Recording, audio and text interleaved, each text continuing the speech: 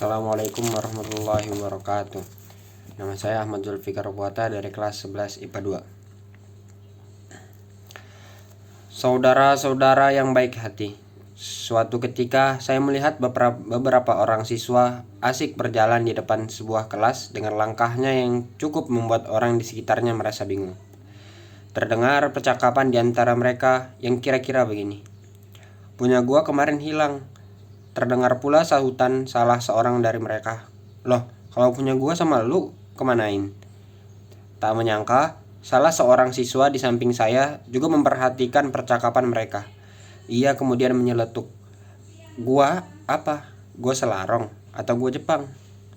Beberapa siswa yang mendengarnya tertawa kecil. Di antara mereka ada yang berbisik, "Serasa di terminal Kampung Rambutan." Perasaan tersebut menggambarkan bahwa ada dua kelompok siswa yang memiliki sikap berbahasa yang berbeda di sekolah tersebut. Kelompok pertama adalah mereka yang kurang memiliki kepedulian terhadap penggunaan bahasa yang baik dan benar. Hal itu tampak pada ragam bahasa yang mereka gunakan, yang menurut sindiran siswa kelompok kedua sebagai ragam bahasa Kampung Rambutan, bahasa orang-orang Betawi. Dari komentar-komentar tersebut, kelompok siswa kedua memiliki sikap kritis terhadap kaidah penggunaan bahasa temannya. Mereka mengetahui makna gua yang benar dalam bahasa Indonesia adalah lubang besar pada kaki gunung. Dengan makna tersebut, kata gua seharusnya ditunjukkan untuk penyebutan nama tempat seperti gua Selarong, gua Jepang, gua Pamijahan, dan seterusnya, dan bukannya penggunaan orang atau personal. Sangat beruntung, sekolah daya itu masih memiliki kelompok siswa yang peduli terhadap penggunaan bahasa Indonesia yang baik dan benar. Padahal kebanyakan sekolah, penggunaan bahasa para siswanya cenderung lebih tidak terkontrol. Yang dominan adalah ragam bahasa pasar atau bahasa gaul. Yang banyak terdengar adalah pilihan kata seperti elu, gua. Bapak-bapak dan ibu-ibu sekalian, prasangka baik saya waktu itu bukannya mereka tidak memahami akan perlunya ketertiban berbahasa di lingkungan sekolah. Saya berkeyakinan bahwa doktrin tentang berbahasa Indonesia lah dengan baik dan benar telah mereka peroleh jauh-jauh dari sebelumnya, sejak SMP maupun sejak mereka SD.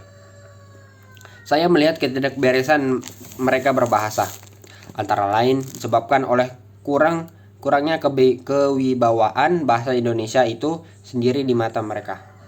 Ragam bahasa Indonesia, ragam baku mereka anggap kurang asik dibandingkan bahasa gaul, lebih-lebih dengan bahasa asing, baik itu dalam pergaulan ataupun ketika mereka sudah masuk dunia kerja.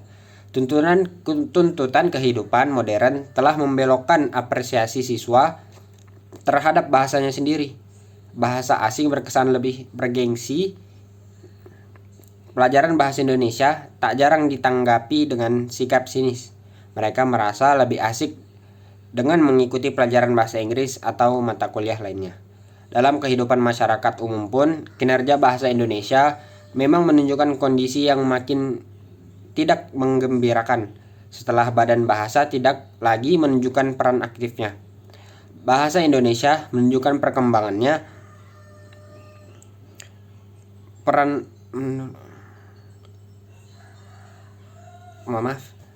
Bahasa Indonesia menunjukkan perkembangan ironis. Bahasa Indonesia digunakan seenaknya sendiri, tidak hanya oleh kalangan pelajar, tetapi oleh para pejabat dan wakil rakyat. Seorang pejabat negara berkata dalam sebuah wawancara televisi, "Konten undang-undang tersebut nggak begitu kok. Ada 2 item yang harus kita perhatikan di dalamnya." Pejabat tersebut tampaknya merasa dirinya lebih hebat dengan menggunakan kata-kata konten daripada atau isi, atau kata item daripada kata bagian atau hal. Penggunaan bahasa yang acak-acakan juga banyak dipelopori oleh kalangan pembisnis, badan usaha, pemilik toko, dan pemasang iklan kian pandai menggunakan bahasa asing. Seorang pengusaha salon lebih merasa bergaya dengan nama usahanya yang berlebar Susi Salon daripada Salon Susi, atau pengusaha kue lebih percaya diri dengan tokonya yang bernama Lutfia Cake daripada toko kue Lutfia. Akan terasa aneh terdengarnya apabila kemudian PT Jasa Marga ikut-ikutan menamai jalan-jalan di Bandung dan di kota-kota lainnya, misalnya menjadi Sudirman Jalan, Kartini Jalan, Soekarno-Hatta Jalan.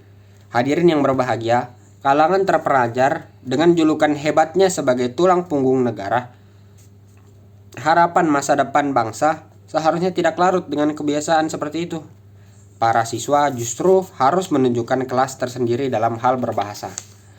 Intensitas para siswa dalam memahami literatur ilmiah sesungguhnya merupakan sarana efektif dalam mengakrabi ragam bahasa baku.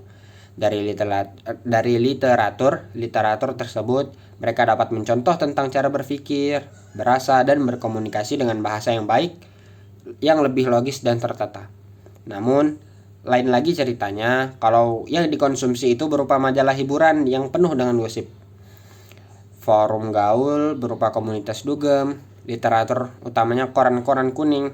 Jadi ya gitu deh, ragam bahasa elu, gue, oh yes, oh no, yang bisa jadi akan lebih banyak mewarnai.